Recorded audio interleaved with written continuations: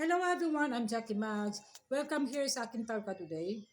Financial blessings, message para sa mga Aquarius din na Libra. Ito ay general reading lamang po ito, hindi po lahat makaresonate at di po may po sa ating mga readings. Okay, the world, a job well done, mission accomplished, lahat ng hinihintay mo na matagamin ng hiling, nagkatagumpay ka. Pwede po kayo may karelasyon na affirm, long distance relationship, kung nasa ibang bansa ito nagpapadalang pera sa'yo, sumusuporta sa'yo. Pwede ito guys na parang yung relationship mo, o some of you po ito Pilipino din. At pwede ito guys na lahat ng sinubukan mo, talagang ngayon ay natagamtaman mo na darating ito pala, itong ginagawa mo na ay kapalit na grasya. Ito daw sa universe coming towards you na blessings po na matagamin ng hiling, na-reach out mo talaga at nakuha mo yung goal mo.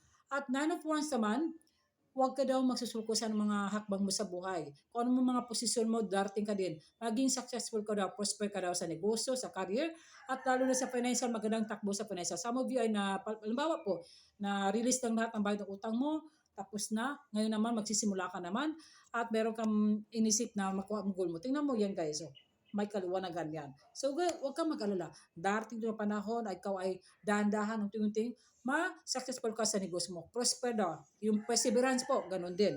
The sixth one, victory and success, may public recognition, award, recognition. Pwede ito ay nanalo ka ng barangay captain, barangay kagawad, o is either na nanalo ka ng loto.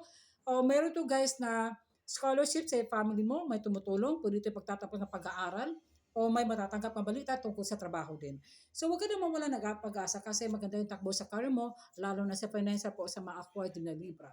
So sobra kayong hardworking at kahit hindi talaga susuko guys. Ito naman, mensahe sa mga angels guys spirit, ito po.